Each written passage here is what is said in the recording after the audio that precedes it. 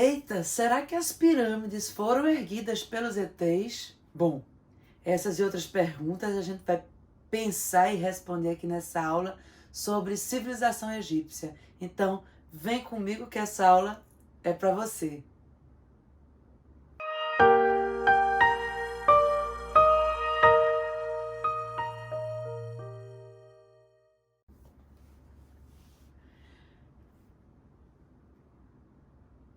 Oi pessoal, meu nome é Marina Claudine e hoje nós vamos falar sobre civilização egípcia, né? Sobre essa civilização que se encaixa dentro daquele conceito de antiguidade oriental que nós estudamos na aula passada, né? Pensando naquele regime despótico oriental, na servidão coletiva como modo de produção, na sociedade agrária como forma de organização em torno do rio, ok? Então, vamos dar continuidade a tudo isso, falando especificamente sobre Egito. Egito, que é essa civilização que se desenvolveu aqui no nordeste da África. Sim, o Egito está na África, apesar dos filmes representarem todos artistas brancos, né, caucasianos. Nós temos um país africano, né, na África acima do Saara. O Egito é um país cortado de norte a sul pelo Rio Nilo. Portanto, segue a mesma lógica de uma sociedade hidráulica. Uma sociedade que se desenvolve em torno de rios e não só isso, tem toda a sua vida, seu trabalho pautado e regido pelo rio. A gente sabe que o Nilo é bem importante, é verdade. Mas a gente precisa questionar também essa concepção em tratar do Egito como uma dádiva do Nilo. Será que o Egito é uma dádiva? Quando a gente fala dádiva, do que falamos? Dádiva. Dádiva é um presente, né? É como se fosse um grande presente dos deuses. E quando eu digo que o Egito é uma dádiva do Nilo, eu estou condicionando toda essa civilização egípcia a um presente, a uma dádiva entregue de mãos beijadas pela natureza aos humanos. E, na verdade, toda esta civilização, essa estrutura extraordinária construída no Egito, foi construída, sim, com muito trabalho e muita participação humana, né? Então, a gente precisa questionar e olhar, diferenciar. Colocar um olhar diferenciado sobre isso, bom? Então, a história do Egito é dividida entre Antigo, Médio e Novo Império, com a invasão dos Hicsos entre o Médio e o Novo Império, e a gente vai estudar essas divisões. O que é que cada período desse tem de característica em comum? O que de mais importante acontecer em cada um desses períodos, né? E aí o Antigo Império, lá atrás, o primeiro.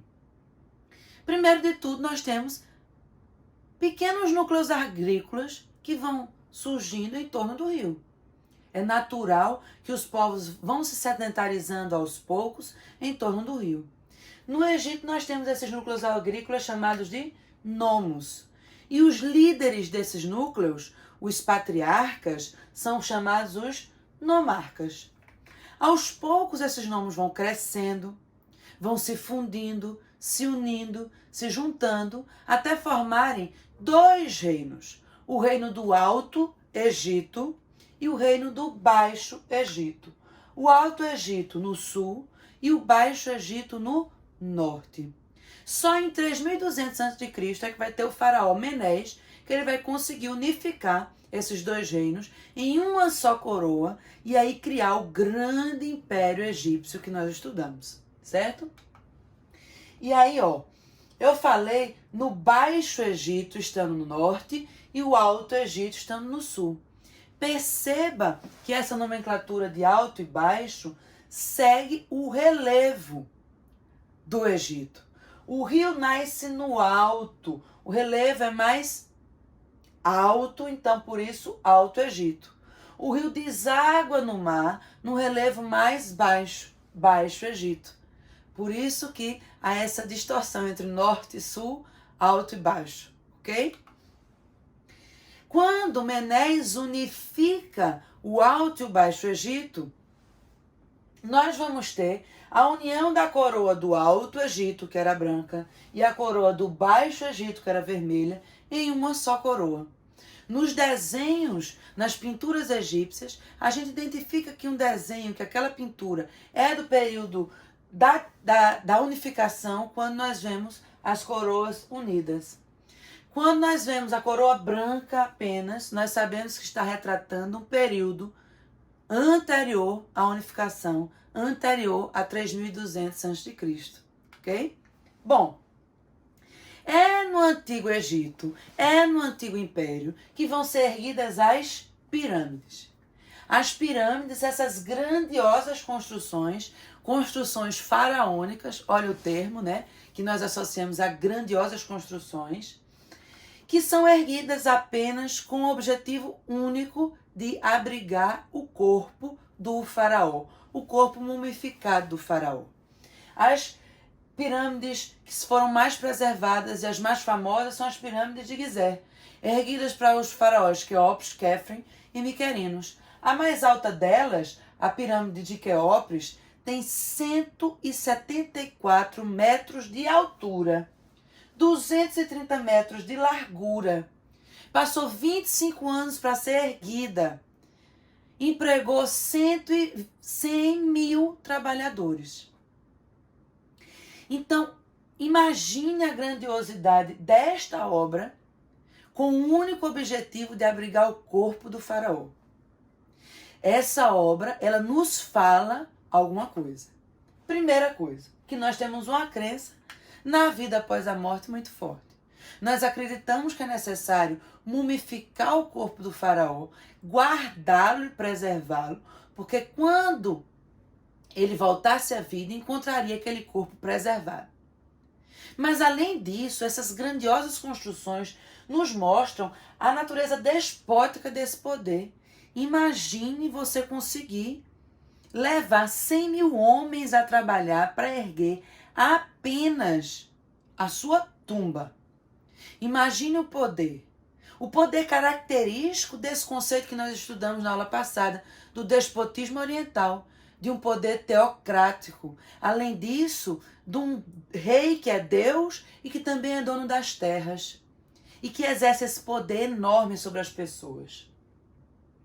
Lá nas pirâmides, além do corpo mumificado do rei, estavam os tesouros, as coisas que ele precisaria nessa vida pós-morte para que ele volte à vida com toda a pompa e circunstância de um faraó, de sua importância. As pirâmides, o interior delas é cheio de labirintos. Labirintos que vão esconder o corpo mumificado do faraó, esconder os tesouros para tornar mais difícil o roubo, o saque. Mas na verdade isso aconteceu com praticamente todas as pirâmides foram saqueadas, né? São poucas as pirâmides, as tumbas que nós encontramos intactas. Há uma grande preocupação do faraó em demonstrar grandeza, poder. Mas vê só, eu quero demonstrar grandeza e poder fazendo grandes construções. Mas quando eu falo especificamente da tumba, da pirâmide, eu estou me preocupando com o que como vão lembrar de mim no pós-morte. Depois, qual é a história que vão contar sobre mim. Há uma preocupação com a memória. É no Egito que a gente começa a ter essa grande preocupação com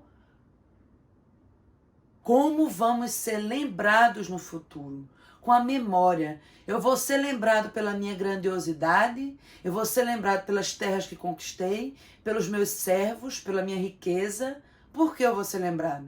Vai ser aqui no Egito que a gente vai estudar, daqui a pouco a gente vai ver que vai começar a ver o movimento de adulteração da história. Reis que começam a interferir na produção da história, adulteram, mandam modificar algumas passagens, já preocupados com esta memória dele no futuro, certo? Mas veja, não só os reis, não só os faraós estavam preocupados com a vida pós-morte.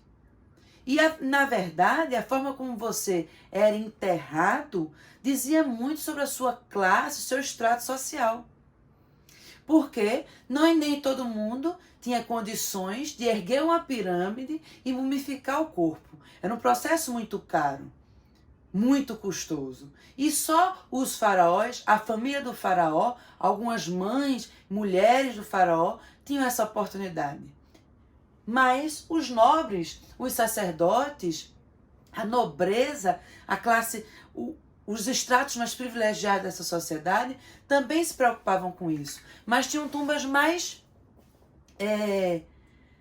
simples, que eram as mastabas. Percebam, né, que é uma construção mais simples do que a pirâmide, mas segue a mesma lógica. Há um poço funerário, lá embaixo é colocado o corpo, passando por algum processo de embalsamamento para preservá-lo, não é mumificado, mas passa por um processo de preservação. Alguns tesouros, o que for de valioso que essas pessoas tenham tido em vida, é colocado dentro dessas mastabas, certo? E a forma como você é sepultado diz sim e diz muito sobre a sua condição social nessa sociedade.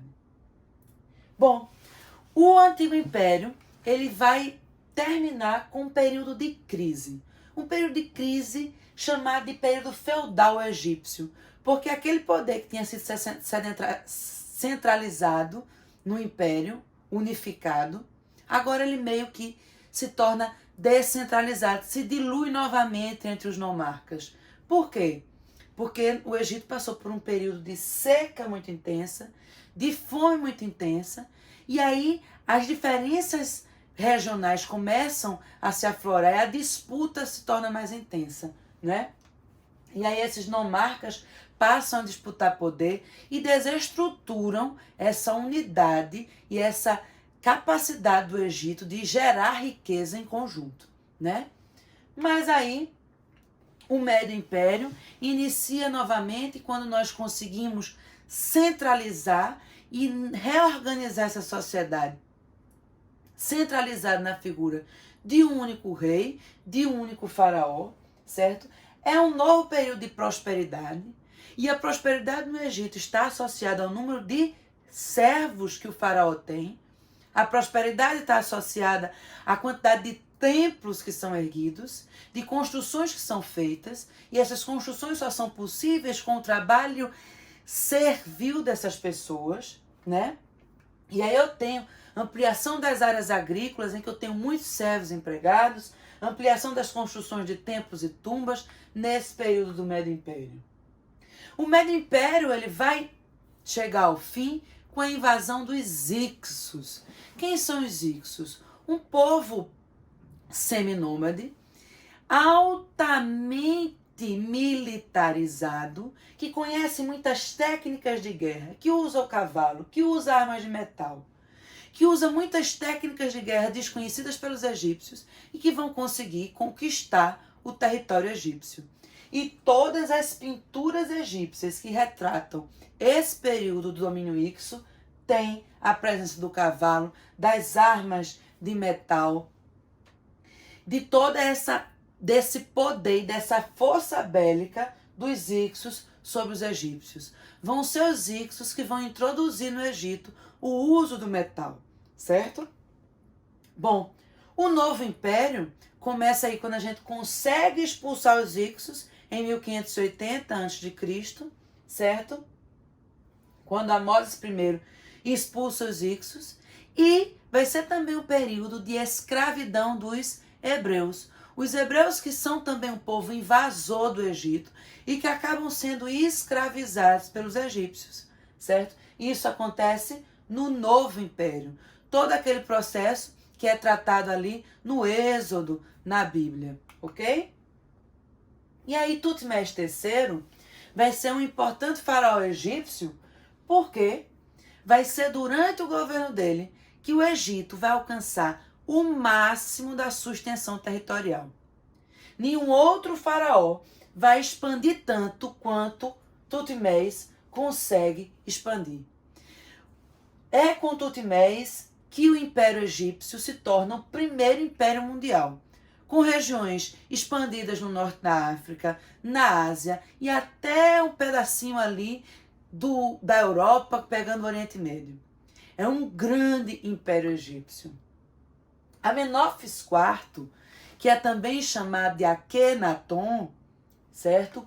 Conhecido como rei herético, é um rei, é um faraó interessante de ser destacado e falado, porque ele vai desorganizar a ordem politeísta do Egito.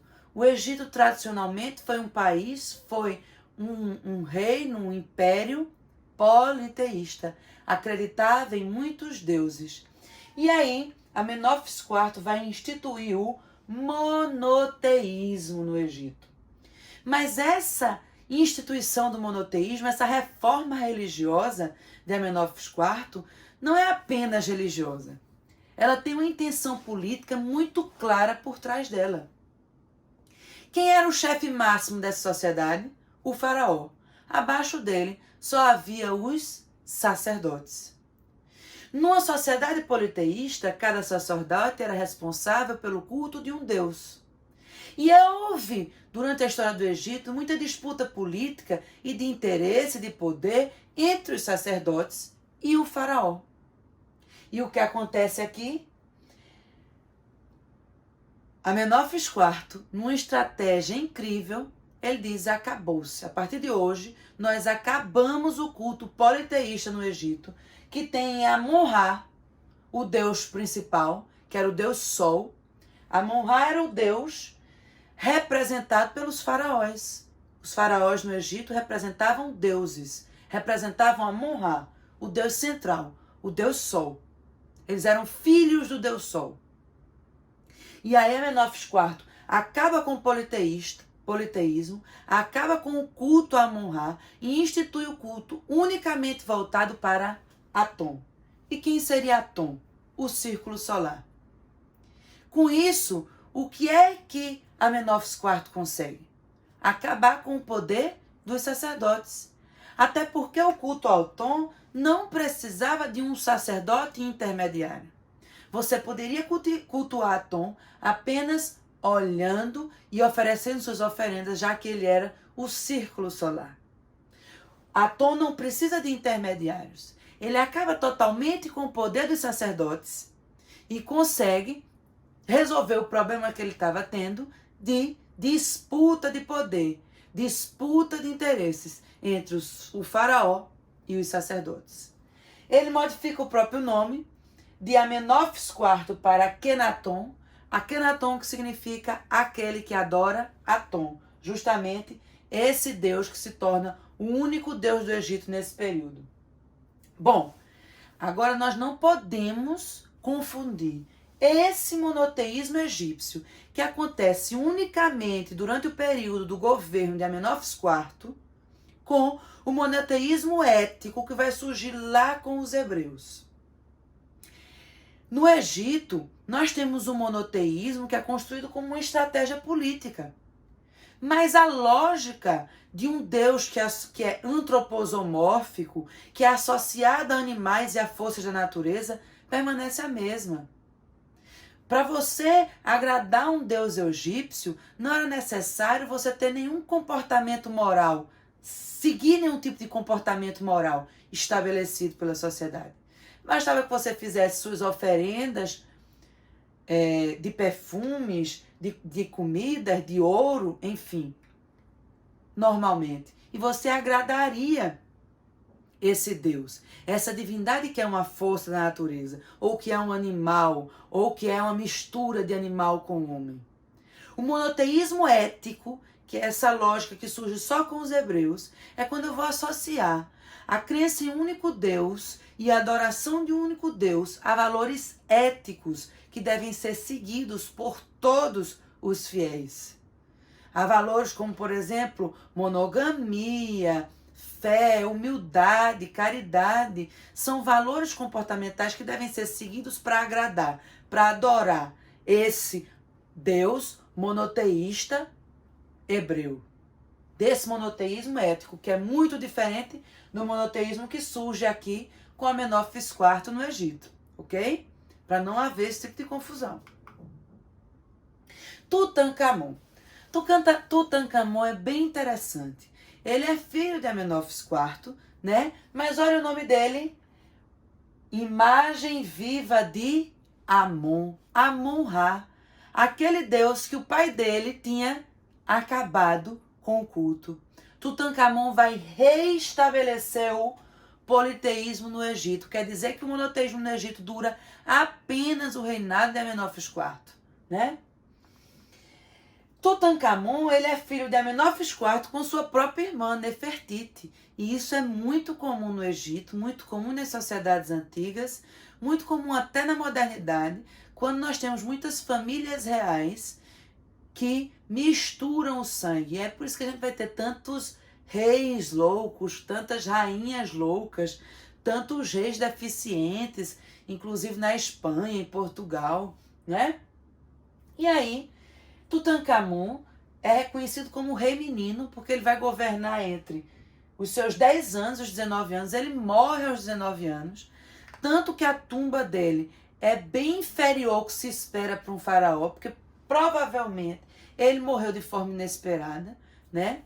E assim, o governo de Tutancâmon não teve grandes acontecimentos. Ele não foi um grande faraó, um grande expansionista, né? Ele governou muito jovem, muito com interferência e participação da mãe dele, Nefertiti. Mas por que a gente fala tanto em Tutancâmon? Porque nós temos muitos dados históricos sobre ele. Porque em 1922, o túmulo dele foi encontrado totalmente intacto. A múmia dele foi encontrada, né? Olha só. A figura de Tutancâmon esculpida em ouro, que estava dentro dessa tumba. Então, a gente teve uma quantidade de dados enormes sobre Tutancâmon. Por isso que falamos tanto nele. Na época que o túmulo dele foi descoberto, em 1922, no ano seguinte, algumas pessoas que estavam nessa expedição que descobriu o túmulo de Tutancâmon acabaram morrendo. E aí surgiu a ideia de que era a maldição do faraó, né? Que retiraram o faraó do seu descanso eterno, do seu mundo dos mortos, e aí essas pessoas morreram. Mas provavelmente essas mortes tenham sido provocadas porque eles abriram uma tumba que estava fechada há milhares e milhares e milhares de anos e que concentrava muitos micro-organismos, talvez ali, fechados há muito tempo, né? E aí, os dados sobre eles, sobre Tutancâmon, são tão precisos que a gente conseguiu descobrir em Tutancâmon o dado mais antigo de malária que nós temos no mundo.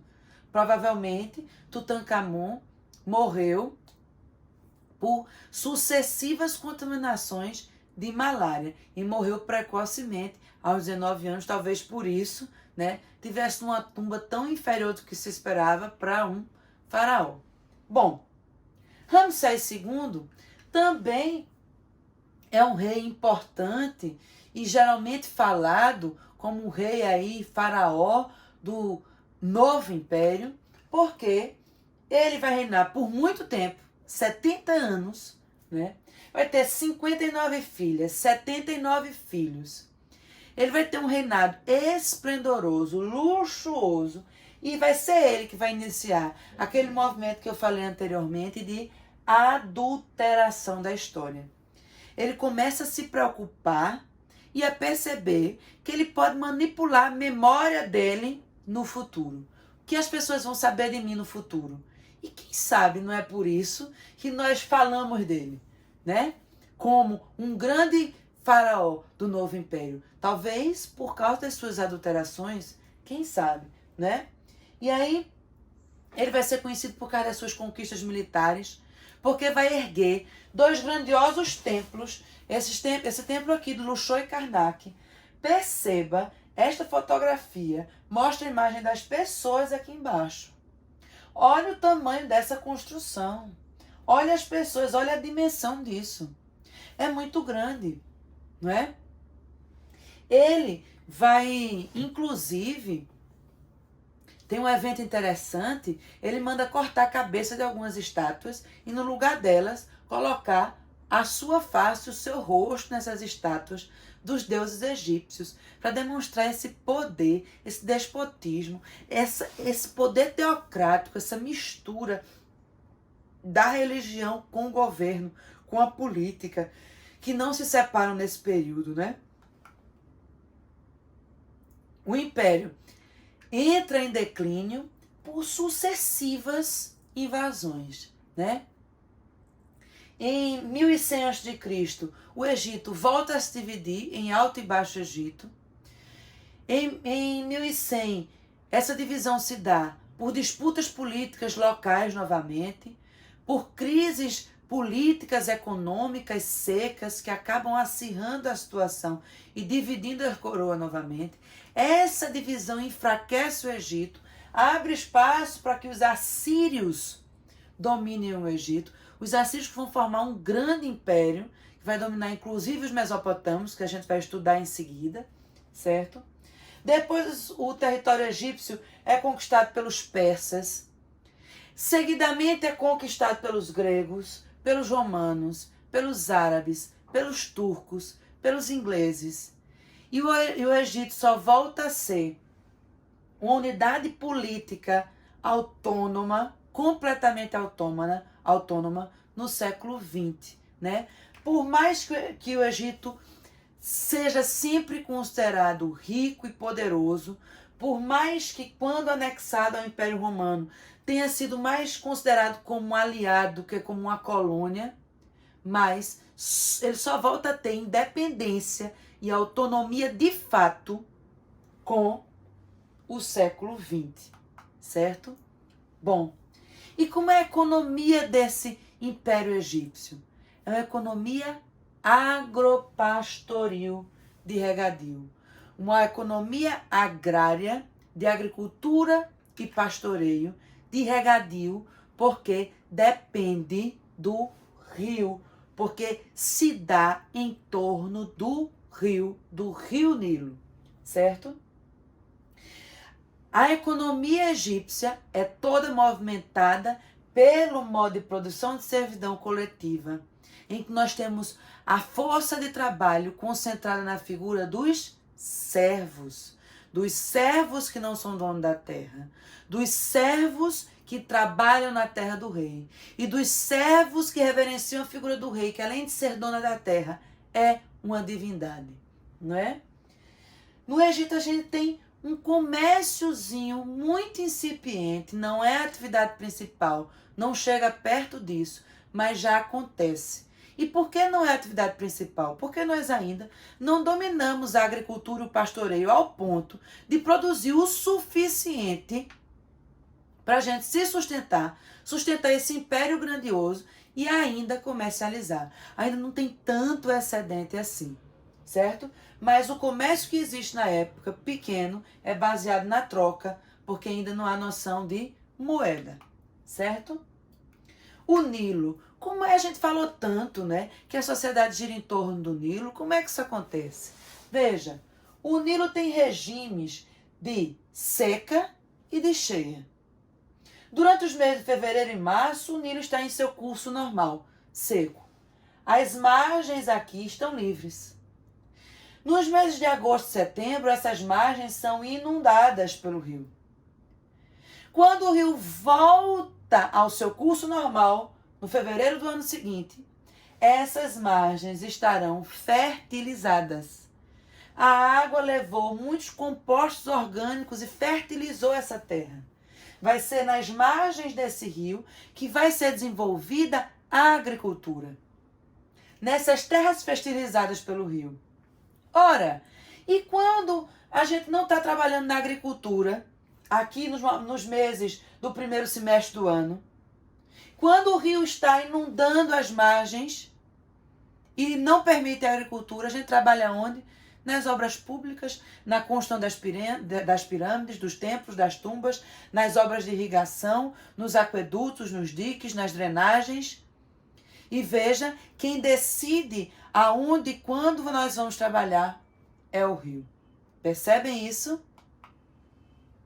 E veja, a religião egípcia é uma religião politeísta, antropozomórfica. Politeísta, poli vem de muitos, teísmo, deuses, muitos deuses. Antro, homem, zo, animal. Muitos deuses que misturam características humanas e animais. Aqui é o exemplo de Anubis, um deus que mistura características do chacal e do homem, certo? Bom, além disso, o Egito vai desenvolver uma arte muito específica, ligada à religiosidade. A gente não tem como separar no Egito. Nós não separamos ainda no Egito e na sociedade da Antiguidade Oriental religião e política. Vida privada e pública, não há essa separação, certo? Nós ainda andamos de mãos dadas, não separamos esses níveis de vida. Então, a arte que retrata a história, que retrata a política, também é a arte que retrata os deuses, também é a arte que retrata a religião. Os deuses e os reis, os deuses e os políticos são a mesma coisa, estão juntos, trabalham juntos, certo? E aí, essa arte, a pintura egípcia, tem um objetivo muito mais do que de tornar belo, de uma preocupação com a beleza, muito mais do que isso. Ele se preocupa em contar uma história. Contar a história daquele faraó, contar a história daquela dinastia, contar a história daquele deus, certo? Então são pinturas muito simples, não tem proporção, ideia de 3 dimensões, são bidimensionais, não tem a técnica de sombra ou nada disso. A proporção estabelecida no desenho, para você perceber que eles não estão preocupados com a beleza e nem com a realidade daquilo. Eles estão preocupados em passar uma mensagem, contar uma história. A proporção não é real. As pessoas que são desenhadas maiores, não quer dizer que elas são maiores na realidade. Quer dizer que elas têm um poder maior dentro daquele contexto. Percebem que é a mensagem que eu estou querendo passar? Nós utilizamos cores convencionais, cores pastéis, nem muito coloridas, os pigmentos mais comuns na época. E a lei da frontalidade. Que é isso? Que lei da frontalidade é esta? Exemplificada aqui. Os desenhos são desenhados, as pinturas são desenhadas sempre com o tronco para frente, mas o rosto na lateral. Porque não conheciam ainda as técnicas do desenho frontal, certo? Percebam aqui a presença de deuses. Percebam que estamos contando uma história. Não é para embelezar. Não estou preocupado com a beleza aqui. Eu quero contar uma história, passar uma mensagem, ok? E a escultura egípcia também vai retratar, sobretudo, deuses, faraós. Não é uma escultura que mostra muitos detalhes, não é uma escultura que tem movimento, é estática, é rígida, não tem muita expressão. E a escultura mais conhecida que a gente tem são as esfinges. Esfinges que são corpos de leão, rosto humano, né, que vão ser construídas ali próximas às pirâmides para proteger as pirâmides de ataques de energias negativas, de espíritos negativos, enfim. Aqui temos as esculturas, perceba que são estáticas, perceba que são simples, as expressões faciais são bem semelhantes, né? Não são muito destacadas, não tem movimento. Olha a esfinge, né? Grandiosíssima, corpo de leão, rosto humano, muito bem. E aí nós temos no Egito algumas escritas. O Egito já desenvolve escrita, né? A escrita sagrada, a escrita das pirâmides é a escrita dos hieróglifos, é a mais complicada. É uma escrita que tem milhares e milhares de símbolos. É muito difícil de ser aprendida. E aí é uma descendência do hieróglifo, que é a escrita hierática, é mais simples. E a demótica ainda é mais simples do que a hierática. Porque essas escritas não são escritas alfabéticas, fonéticas ainda. Nós não temos um símbolo para um fonema, para um som. Nós temos símbolos para coisas. E o hieróglifo tem milhares de símbolos. Enquanto nós temos um alfabeto com 24, 25 letras, imagine um hieróglifo que tem milhares de símbolos, milhares de desenhos que simbolizam coisas diferentes, né? É muito difícil ser aprendida, por isso que com o tempo ela vai se tornando mais simplificada. A sociedade egípcia, ela é dividida nesta pirâmide social, né? No topo está quem? Sem dúvida o faraó. Abaixo dele nós temos a nobreza, os sacerdotes, os funcionários do Estado. E dentre esses funcionários do Estado, a gente tem uma classe específica que está aqui, os escribas. Os escribas são especiais, porque são eles que monopolizam a escrita no Egito. Então eles vão ter um poder muito grande. Percebam que os faraós nessa época estão começando a entender que o que escrevem sobre ele é o que vão lembrar dele no futuro. E quem é que sabe escrever? Quem tem o domínio dos hieróglifos? Os escribas. Imagine o poder que esses escribas têm sobre a história e sobre a economia da sociedade. Quem é que registra as trocas comerciais? Quem é que registra os pagamentos de impostos? Quem é que registra se tem alguém devendo para o faraó? Quem é que registra isso? Os escribas. Imagine o poder que esse escriba tem nessa sociedade, né? E aí temos artesãos, camponeses, que são os servos, lembrando que nós vivemos sob um regime de servidão coletiva. A grande massa de trabalhadores está aqui entre os camponeses, camponeses que vão se dedicar à atividade agrária durante o período de seca do rio, mas quando o rio está no seu período de cheia, essas pessoas não podem se dedicar à agricultura e vão se dedicar às obras públicas, não é? Vão ser levadas pelo faraó para se dedicarem às obras públicas. A grande mão de obra do Egito é servil. Quem constrói, quem trabalha, a força de trabalho é servil. Temos escravos? Temos. Eles são os menos privilegiados? São. Podem ser vendidos? Podem. Mas são em grande número no Egito? Não. Porque aqui no Egito nós temos ainda escravos apenas como escravos de guerra. São aqueles povos que entram em conflito com os egípcios e são escravizados, certo? Nós temos um pequeno número de escravos. Eles não representam a maior parte da mão de obra de trabalho. Isso quer dizer que as pirâmides não foram erguidas com trabalho escravo. É errado dizer isso, ok? Bom, gente, eu espero que vocês tenham aproveitado a aula, tenham conseguido compreender esses períodos do Antigo Império, Novo Império, Médio Império Egípcio, compreendido a importância dos faraós como Tutmés, como Ramsés, como Amenófis IV, como Tutankhamon, certo?